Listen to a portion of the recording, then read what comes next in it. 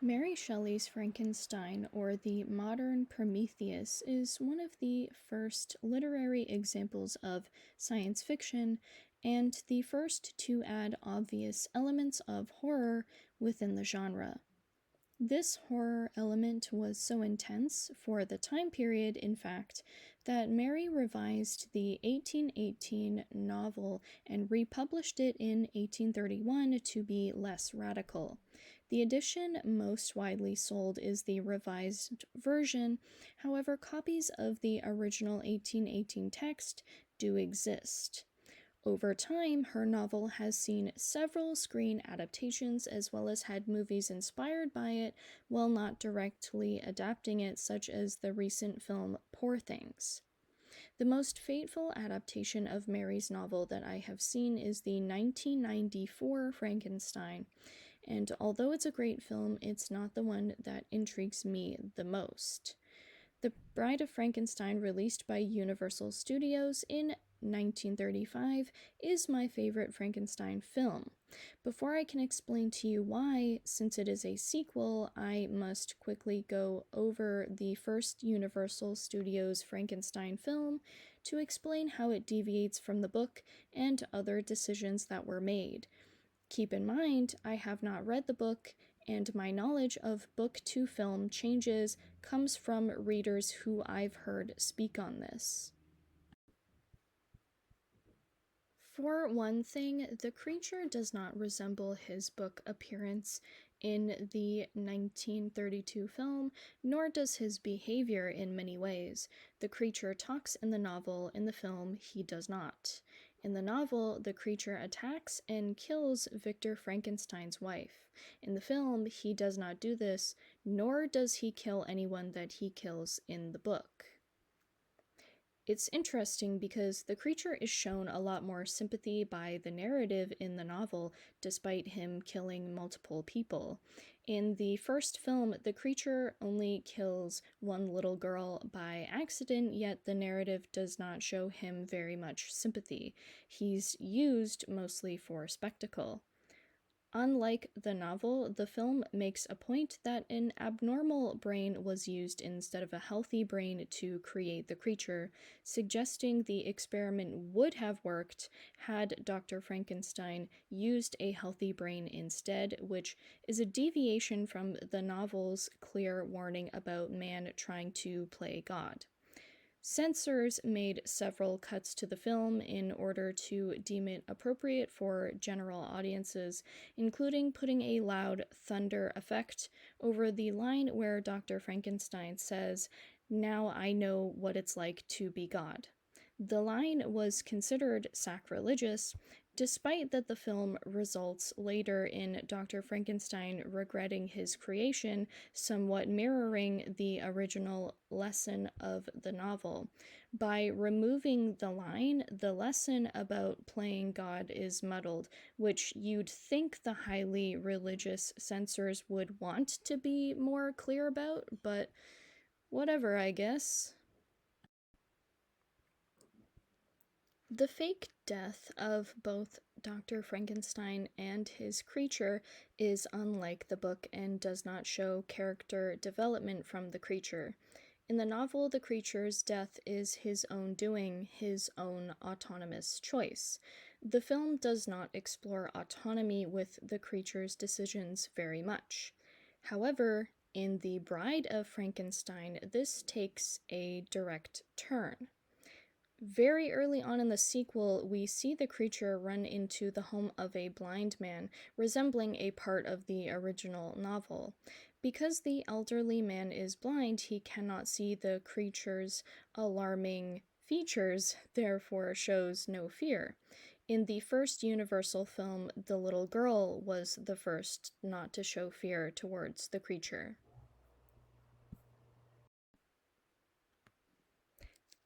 The creature is hesitant but sees the man is welcoming and allows the hospitality to be extended to him.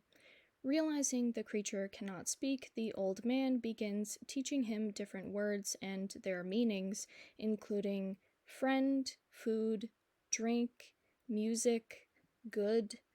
He serves the creature fresh, warm meals, plays music for him on a fiddle, and even shares his cigars and booze with him.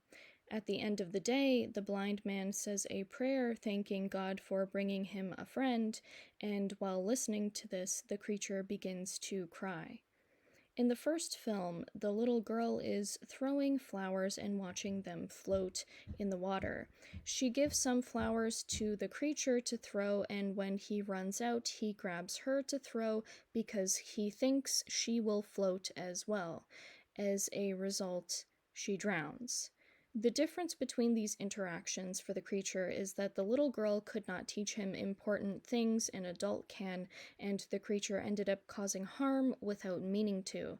The blind man, although vulnerable without sight, is able to teach the creature so much while providing food and shelter because he is self-sufficient. In creating a temporary, safe environment, the creature is able to learn and grow. He understands what companionship means now.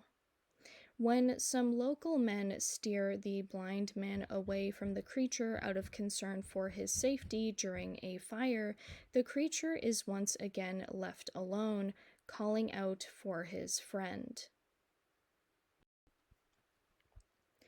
This leads him to coming across Dr. Pretorius, the film's villain.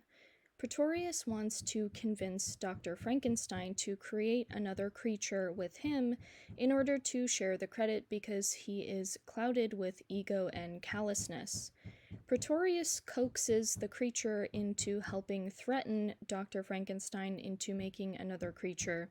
He does this by offering the new creature to be a female mate for him. The creature immediately likes this idea because his experiences with the living so far have soured his view of the world, expressing in his limited vocabulary, love dead, hate living. Towards the end of the film, when the bride comes to life, she is disoriented and curious about everything around her. Swiftly moving her head in a bird-like manner, she wants to be near Dr. Frankenstein almost immediately, possibly knowing he's her creator. The creature sits next to the bride, holding her hand to initiate a relationship, but upon seeing his face, the bride screams and moves away. The creature comes to a realization saying, "She hates me." Even someone like him could not love him, at least that's how her rejection makes him feel. The bride's rejection makes the rose-colored glasses come off for the creature, who is able to come to terms with the situation of Dr. Pretorius blackmailing Dr. Frankenstein. Once in the laboratory, Mrs. Frankenstein urges her husband to leave with her. The creature sees that Dr. Frankenstein regrets his actions that led to the creature's suffering, and in a moment of selflessness, he tells him to go with his wife. Go and live. Although it's contrived, the creature grabs a lever that causes the lab and subsequent structure to self-destruct, trapping him, the bride, and Dr. Pretorius inside, saying to Pretorius that men like them belong dead. It's arguable that this choice isn't entirely fair, as the bride did not do anything to deserve destruction. Having just come to life, being scared of the creature is understandable for her. Also, rejecting someone's advances is not a reflection on their moral compass, but I will set that aside as this film is almost 90 years old. This sequel allowed the creature to go from an aimless husk of a person to achieving true personhood by making his own choices, including the choice to forgive and save his creator at the expense of taking his own life to stop Pretorius, as well as ending his own pain. Unlike the first film that treated him as a problem that needed to end, the sequel gives him the opportunity to decide his own fate, aka being given autonomy. It's a very interesting choice, considering where the first film did not show the amount of sympathy towards the creature that the novel does. The sequel showed it throughout the film, taking the goodness that the creature is capable of way past the novels to the point of self sacrifice. Given the lives taken by the creature in Mary's novel, it's arguable that the Universal Studios version of the creature is a more redeemable character. It's worth noting that there are pre existing adaptations of Mary's novel before the Universal Studio ones, including the 1910 Edison Frankenstein, which I did an analysis of on my channel if that is of interest. There is also an adaptation from 1915 called Life Without a Soul, which is currently and unfortunately may remain a lost film. Given that it is lost, there is no way to know if any direct inspiration for the universal depictions of the story came from that film. However, we do know there is a direct inspiration from the Edison version. The appearance of the creature from Universal Studios resembles the Edison creature more so than the novel depiction. On top of that, in one of the sequels to Frankenstein released after The Bride, there is a scene where the creature sees its reflection in a mirror.